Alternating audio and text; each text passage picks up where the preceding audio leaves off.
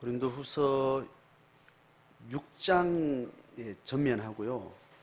7장에 들어와서 7장의 2절부터 내용은 완전히 내용의 분위기가 싹 주제가 달라집니다. 6장 전체는 화목하게 하는 직분이라는 그 성도의 기본적인 신앙의 그 소명의 전제를 두고 그 맥락을 따라서 쭉 이야기하는 어쩌면 영적 주제가, 신앙의 주제가 쭉 불거져서 그 신앙의 주제를 객관적으로 사도 바울이 잘 설명을 한 거고요.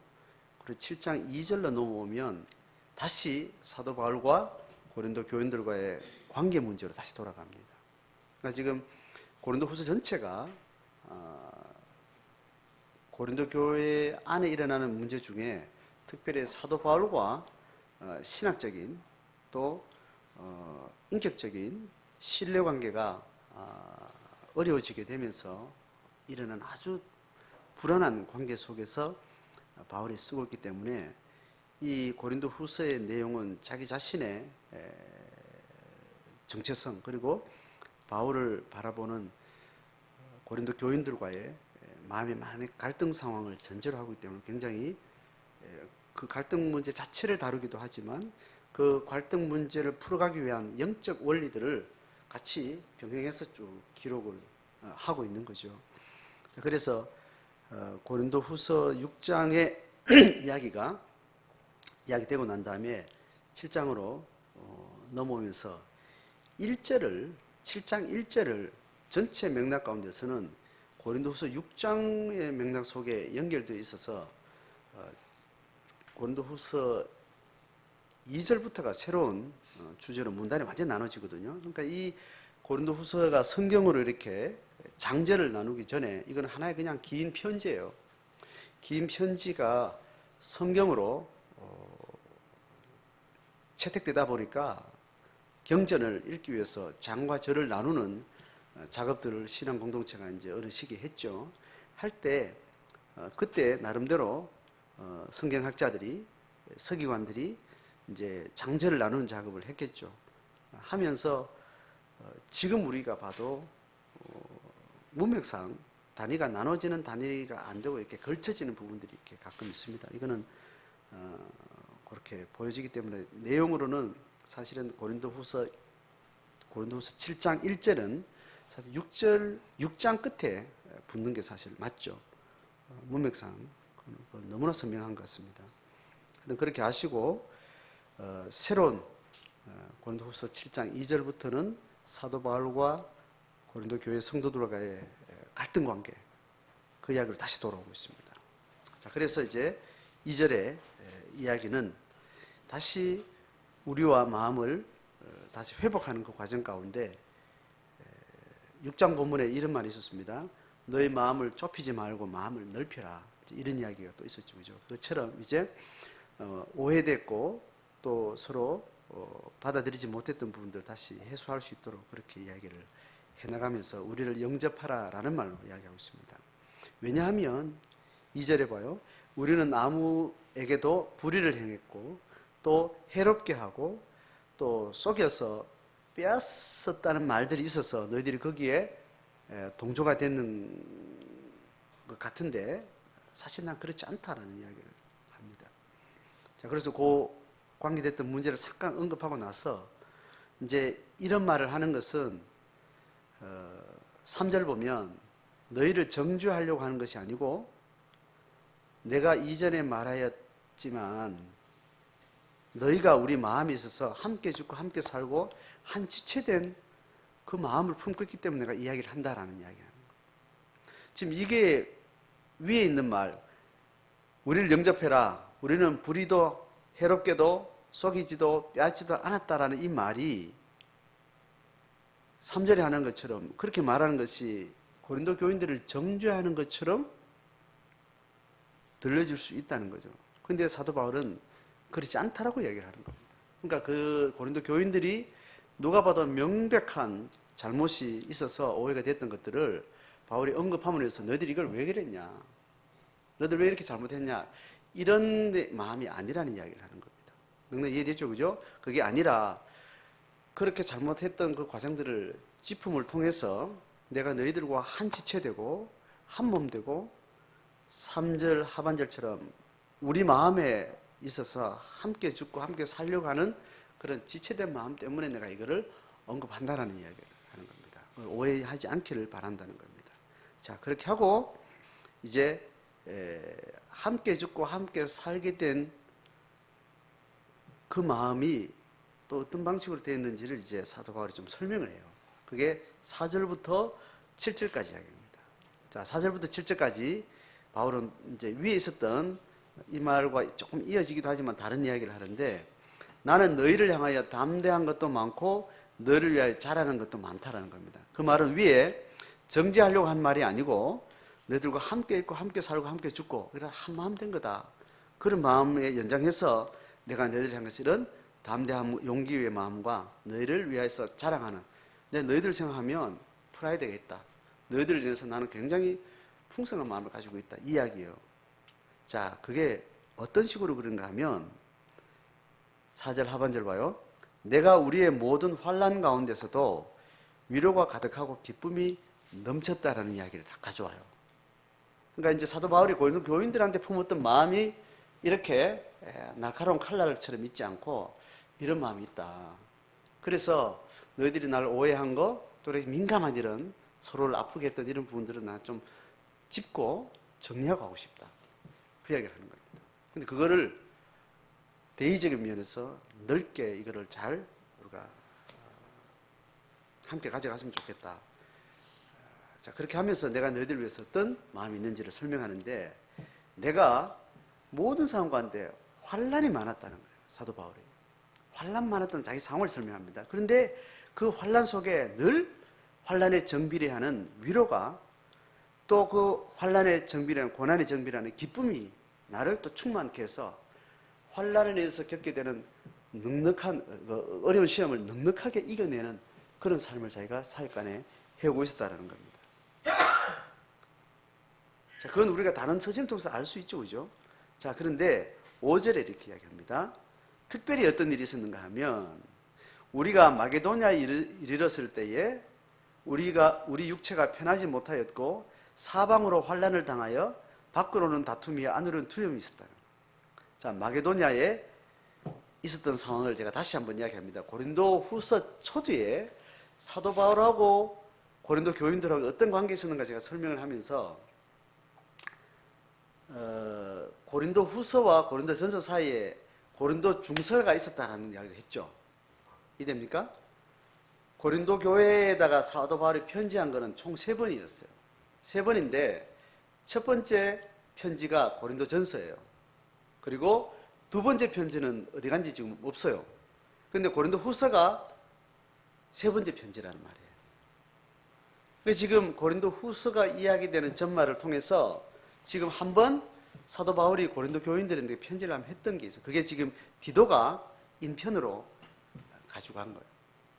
하여튼 그 편지를 가져갔다가 그 편지는 사도 바울이 어떤 면에 가장 아주 신랄하게 꾸중을 했거나 자기의 거친 마음을 표현했거나, 지금 사도 바울이 예기치 않게 다른 사람들의 어떤 모함을 인해서 고린도 교인들이 어떤 소수가 적극적으로 나서가지고 사도 바울은 사도가 아니다, 혹은 그의 전하는 복음은 문제가 있다, 이렇게 선동하는 사람도 있었고, 선동하는 소수 외에 다른 사람도 그런 거 아닌가 하고 의심하고 사도의 지도력을 의심하고 그랬던 상황을 사도 바울이 들었기 때문에 사도 바울이 그 공동체에 직접 가면 심각한 갈등이나 서로 다툼이나 그런 상처를 주고받게 될 그런 상황이 될 것 같아서 사울이 그 공동체를 갈 계획을 포기하고 그냥 지나간 거예요.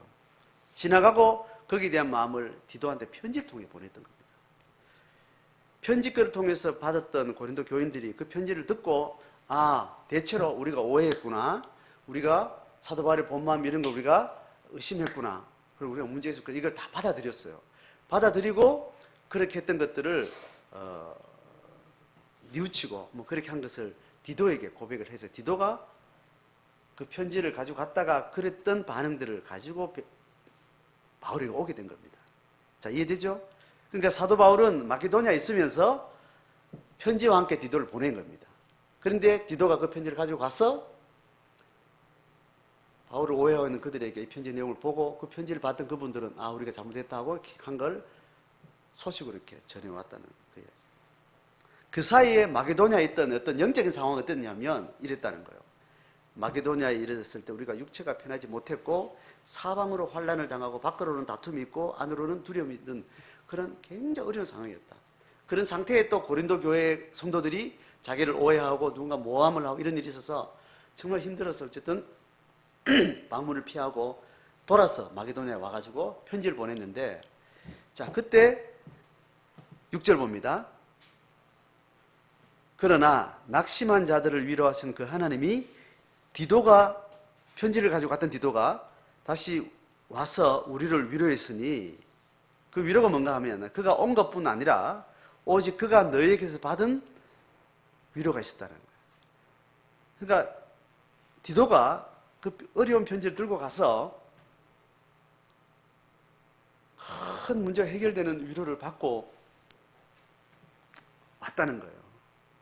그래서 디도도 위로를 받았고 위로받았던 그 상황과 위로받은 디도의 어떤 말을 통해서 사도 바울이 큰 위로를 받았다는 거예요. 그래서 그 위로가 어느 정도냐면 고린도 교회하고 갈등 상황과 상관없이 사방으로 우겨쌈을 당하여서 밖으로는 다툼이고 안으로는 두려움이 있는 가득한 마게도냐의 사회 가운데서 너무 극심한 어려움들이 다 잊어버릴 정도로 그 고난을 능가하는 기쁨에 충만한 위로가 디도를 통해서 그렇게 왔었다는 이야기입니다. 그만큼 고린도 교인들을 향해서 자기는 이렇게 한지초 한영제고 그 회복이 너무너무 큰 위로가 될 정도로 그 갈등 상황이 계속 연기된다든지 지속된다든지 갈등을 해서 영영 관계가 멀어지면 너무너무 힘들고 마음이 아팠을 텐데 회복된 것이 주는 그 기쁨이 너무너무 컸을 만큼 사도 바울은 고린도 교인들을 향해서 그렇게 간절한 마음으로 한지치된 마음으로 있었다라는 이야기를 하는 겁니다. 자, 전말에 이해됐죠, 그죠? 그래서 7절 하반절에 너희의 사모함, 너희의 애통함과 나를 위하여 있는 어떤 열정, 열심, 그것을 우리에게 디도가 보고함을 인해서 나는 더욱 기쁘게 됐다. 이제 그 이야기를 이제 한 겁니다. 자, 전말에 이해됐죠? 자, 여기서 사도 바울이 표현한 6절 봅니다. 낙심한 자들을 위로하신 하나님. 이 표현을 우리 좀 주목했으면 좋겠습니다.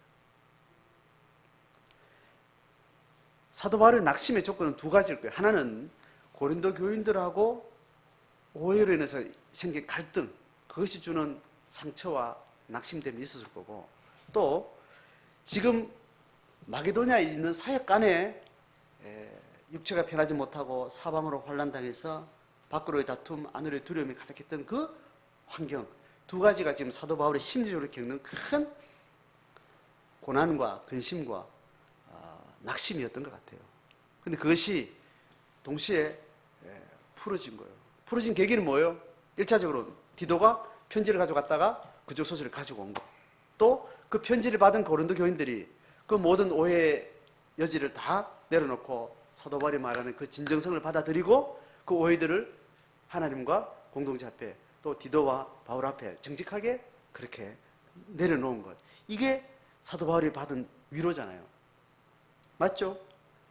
사도 바울은 이 두 가지로 인해서 큰 낙심 상태에 있었는데 이런 디도가 가지고 온 고린도 교인들의 반응으로 인해서 완전히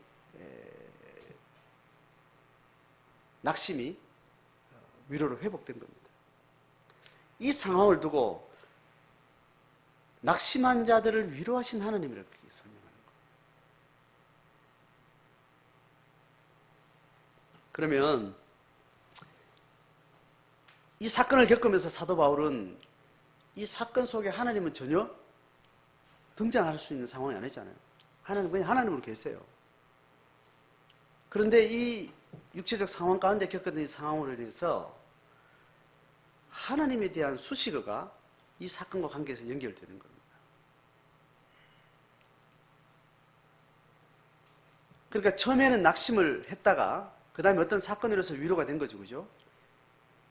그러니까 낙심은 내 혼자 했고 위로는 하나님이 했나? 그렇게 이야기할 수 있어요? 형용사 구를 보고 좀 이야기하는 겁니다. 낙심한 자들을 위로하시는 하나님, 이렇게 했을 때 낙심은 우리 인간들이 만들었고 위로는 하나님이 하신 거냐고요. 사도 바울의 이 표현에는 어떤 의미를 담고 있을까요? 위로하시는 하나님이라는 것은 이 표현 자체에서 분명하죠, 그죠? 분명해요. 근데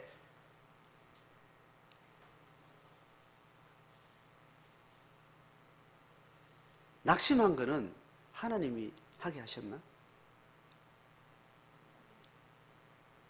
고민할 일이지만 성경 전체의 가르침은 그런 낙심도 하나님이 허락하셨다라고 표현해요. 하나님의 목적은 낙심 자체가 목적은 아닌데 하나님은 우리의 삶을 이끌어가는 과정 가운데 우리가 하나님을 경험해 나가고 성숙해가는 과정 가운데 여러 과정 가운데 하나님이 제공하시는 환경이 있는데 그것이 고난과 또 뭐예요? 위로. 고난의 불에도 던지시고 위로의 방주로도 우리를 가져오시고 하나님 그렇게 하시면서 우리를 신앙의 세계를 점점 성숙해가는 길로 이끌어 가신다는 거예요.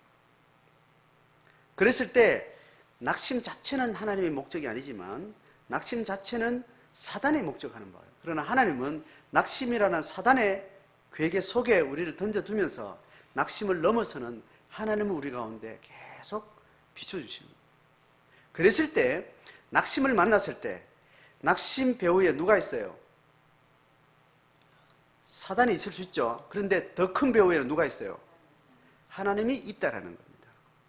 그래서 우리는 낙심이라는 부정적인 사건 속에 사단이 유일하게 목적하는 그거지만 하나님이 목적하는 것은 낙심의 수단을 통해서 낙심의 허용하심을 통해서 낙심을 넘어서는 하나님의 생명 경험, 그 경험을 하나님은 목적하고 있다는 겁니다. 자, 그러면 사단을 주목해야 돼요, 안 해야 돼요? 해야 돼요. 근데 더 크게는 뭘 주목해야 돼요? 하나님 뜻을 주목해야 돼요. 두 가지를 다를 주목해야 돼요. 근데 어디가 더 크다? 사단의 손바닥에 있는 거요, 하나님의 손바닥에 있는 거요. 이것을 우리가 봐야 된다. 이 두 가지를 보고 이 사태를 객관적으로 판단하는 것을 가지고 성경은 분별한다고 이야기하는 거예요. 그 분별은 영적 사태를 두고 이야기하는 겁니다. 이 돈을 이번에 투자하면 이게 승률이 될까 안 될까? 남는 장사할까 안 장사할까? 이런 것은 성경에서 말하는 분별이 아니에요. 성경은 가장 큰 개념인, 가장 큰 장인, 영적인 장에서의 분별을 우리에게 계속 촉구를 하는 거죠. 자, 그래서 어떤 사건을 만났을 때 그 사건은 그 사건으로만 보는 것이 아니에요, 신앙은. 그 사건 배후에 누구요? 영적 주권자들이 있다는 것을 전제하고 우리가 사건을 보는 겁니다. 이게 신앙을 가진 사람이 삶을 보는 방식, 그걸 기독교 세계관이라고 이야기하는 거예요. 혼적인 또 육적인 모든 사건을 우리가 바라볼 때 신앙을 가진 사람이 하나님의 앞에 살아간다, 하나님을 믿는다는 것은 우리가 당면한 모든 사건과 상황 속에서 그것을 넘어서는 영적인 집안을 통제하고 다스리고 있는 사단의 괴계, 그리고 하나님의 큰 품, 그것을 가지고 이 사태를 보는 겁니다. 자, 그것을 사도 바울은 이렇게 고백을 하게 되는 겁니다. 어떤 사건을 경험하면 그 사건을 사단의 괴계와 하나님의 뜻을 가지고 이 사태를 경험하고 나면 이 사건 속에 뭘 하셨던 하나님이라고 이제 하나의 라벨을 붙게 되는 겁니다. 그걸 가지고 간증이라, 그래서 디테일을 이야기하면 그게 간증이 되고, 그 사건 가운데 함께 하셨던 하나님의 이름은 그 사건 가운데 몇 마디 형용어로 그 하나님이라고 특정지어서 우리가 고백할 수 있게 되는 거죠. 이거 없이 사건을 지나고 상황을 지나고 일을 치르고 하는 것들은 다 신앙 없이, 하나님 없이 사는 삶이 되는 거죠. 제자는 이 길을 걸어가는 겁니다.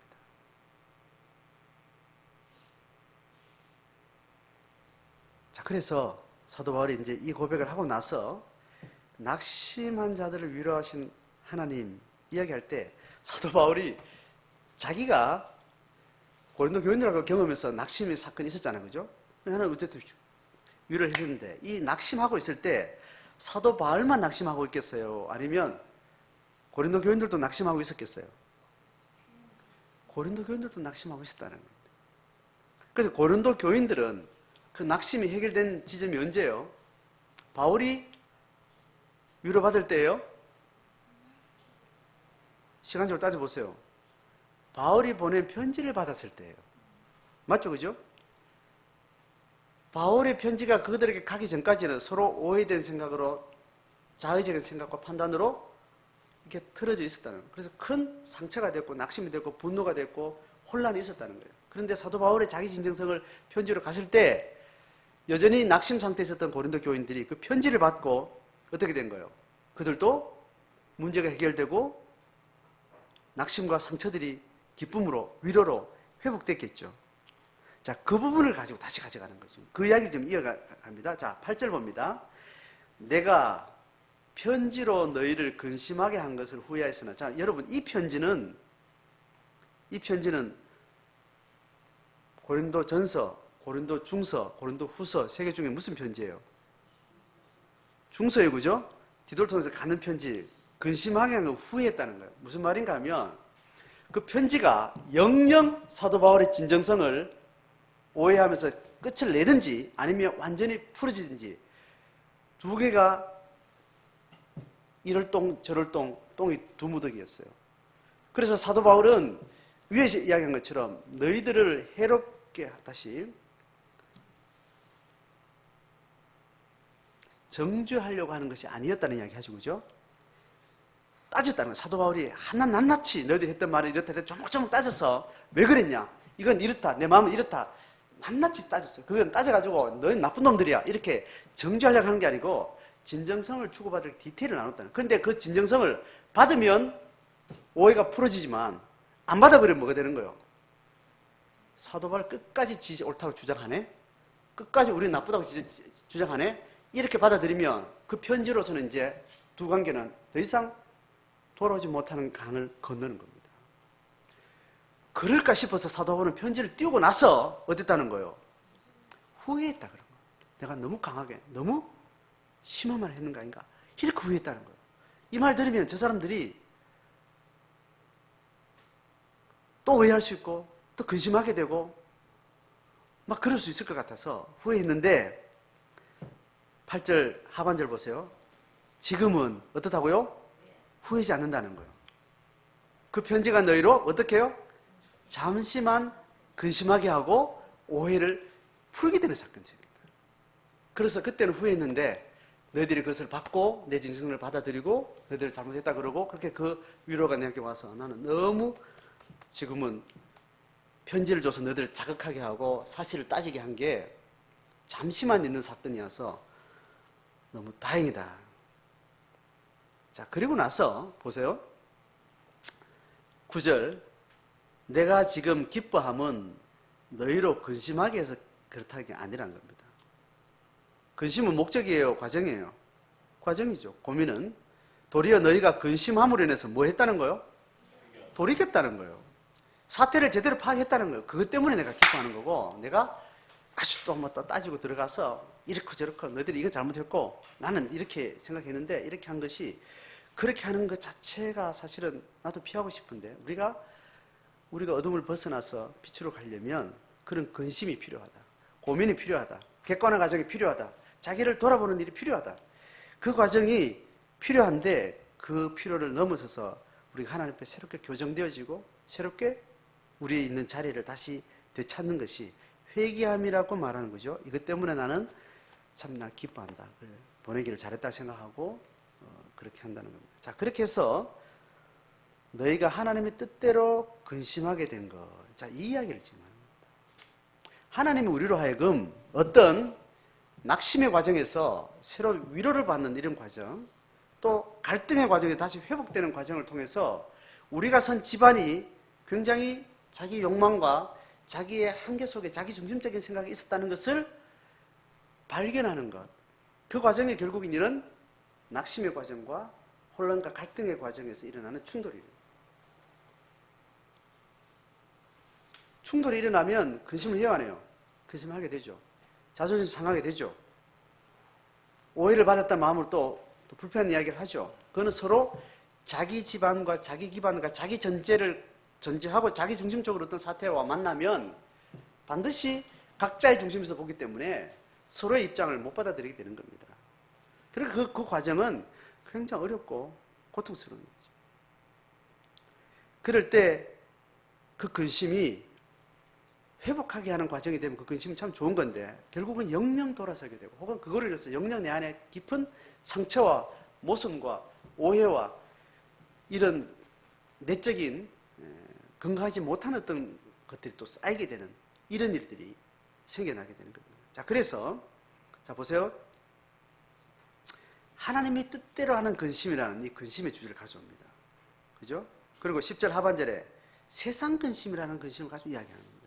자, 어떤 일이든지 우리가 갈등 상황, 혼란 상황, 낙심 상황 이런 것들이 그게 우리에게 근심이 되고 고민이 되고 여러 가지 어려움을 주는데 이것이 하나님의 뜻대로 가는 상황이 있고 이것이 세상의 방식대로 가는 두 방향이 있다라는 이야기예요. 하나님의 뜻대로 하는 근심은 어떻게 돼요? 후회할 것이 없는 구원에 이르게 하는 회개를 이룬다. 회개는 나와 갈등을 마주하고 있는 그 사람에 대한 어떤 통제예요? 변화예요? 아니면 자기의 변화예요? 자기 변화죠, 그죠? 자, 같은 당사자가 있는데 그 당사자를 우리가 다룰 때 이 당사자를 그것만 빤히 보면 신앙의 태도예요? 신앙의 태도 아니에요?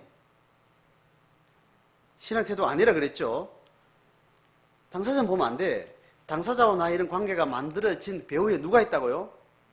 사탄이 있어서 나로 하여금 악한 마음이 계속 일으켜지든지 상처를 받든지 영영 두 사람 관계가 화해되지 않고 틀어지든지 그게 사탄의 기본 전략이라고. 그런데 하나님은 그것을 허용하시면서 다른 뜻이 있다 그랬죠. 그러니까 나와 일어나는 어떤 사건이든지 사물이든지 개인이든지 내가 고민하고 어려워지는 어떤 대상이 있는데 그 대상과 누가 같이 있다는 거예요. 하나님이라는 존재 앞에 이걸 가지고 간다는 겁니다. 우리 골방의 기도가 사실 이런 사태죠. 공동체 앞에도 마찬가지겠지만 내가 당면한 세상 모든 일들은 하나님의 전제를 두고 하나님 앞에 가져가서 고민을 하게 되는 것이 하나님 앞에 하는 하나님의 뜻대로 이루는 근심의 태도이죠. 그렇게 태도를 가지게 되면 하나님은 이 상황을 통해서 결국 이 관계에서 풀어지는 게 아니라 하나님과 이 관계 내에서 풀어져요. 뭐 이해되죠, 그죠?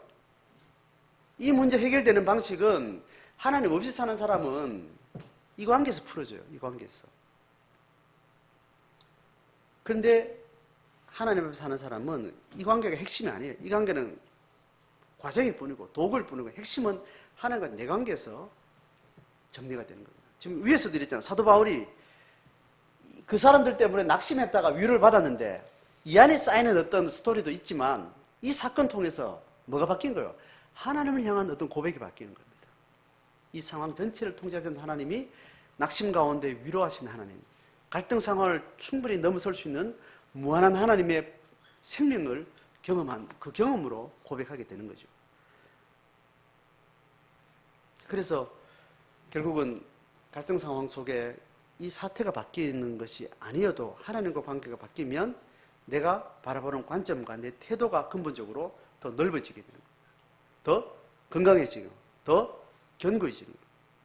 그래서 이 사태의 갈등이 상황 문제가 그대로 있어도 이 문제가 더 이상 내한테 문제가 되지 않는 넓은 시야를 갖고 그런 태도를 가지게 되는 거예요. 그게 회개라는 거예요.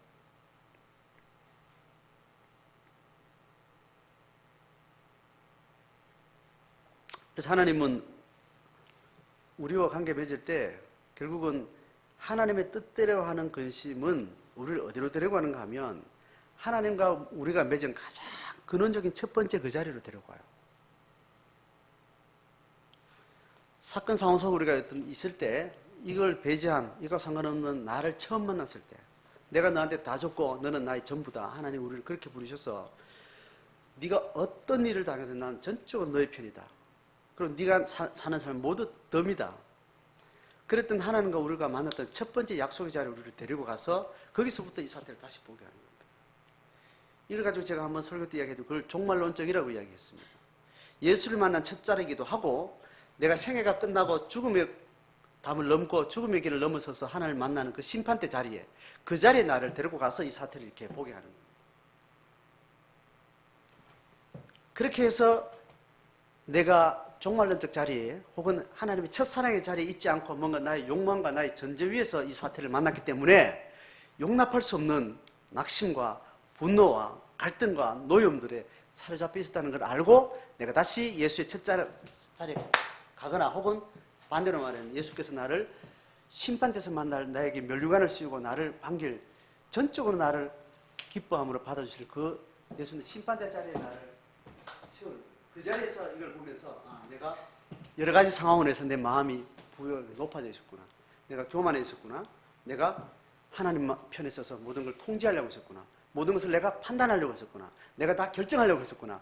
그런 자기의 태도를 다시 수정하게 돼요. 이게 회개가 됩니다.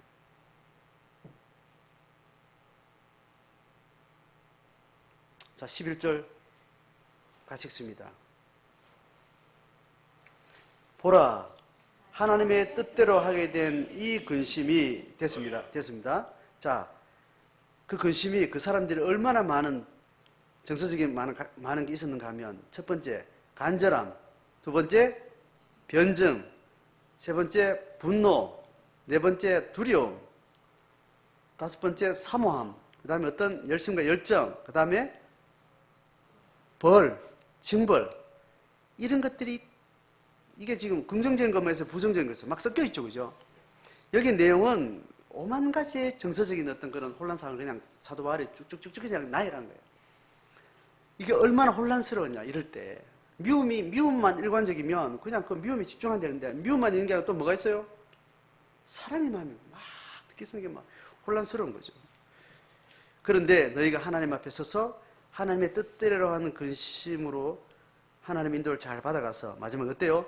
너희가 그 일에 대해서, 그 일을 뭐예요? 갈등하는 상황, 그 일에 대해서 너희가 자신의 깨끗함을 나타낸다. 그 깨끗함이라는 것은 하나님의 첫사랑의 자리에 혹은 심판대 자리에 서서 우리를 어떤 경력이나 우리의 행위나 이걸 전제 없이 우리 자체를 그대로 100% 존경하고 너는 100% 너는 부유한 사람이고 사랑스러운 분이고 그렇게 우리를 인정해주는 그 자리를 회복했다는 겁니다. 근데 너희 자신을 깨끗함을 나타내지 않는 건 어떤 걸까요?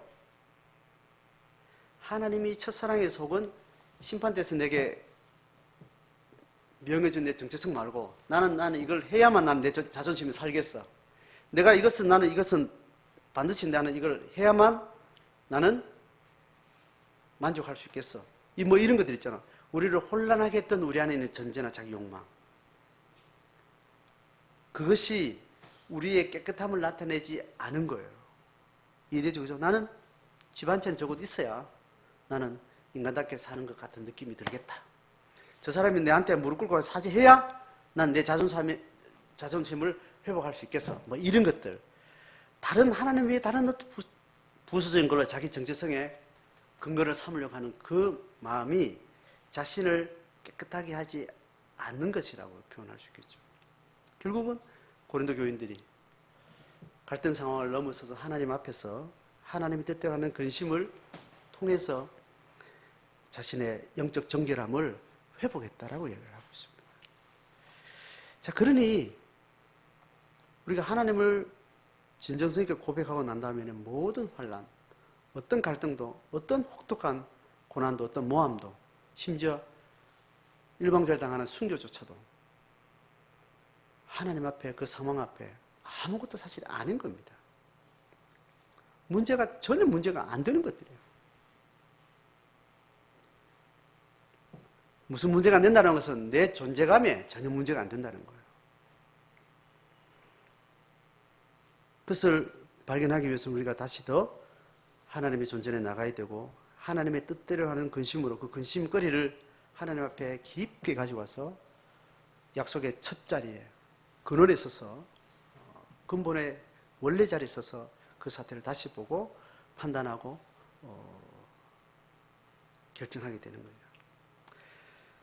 저를 개인적으로 겪게 되는 가정 사이에, 개인 사이에 우리의 삶 동안 크고 작은 많은 이런 일들로 인해서 많은 근심과 낙심과 밑에 이야기한 대로 분노하고 두렵고 간절하게 하고 어디 열정을 부추기고 많은 이런 부정적인 상황들 있지만 우리가 하나님 앞에 깊게 나가서 하나님의 뜻대로 하는 근심으로서 우리 하나님 앞에 정결한 깨끗함을 나타내는 그런 삶을 우리가 잘 살아갈 수 있기를 바랍니다.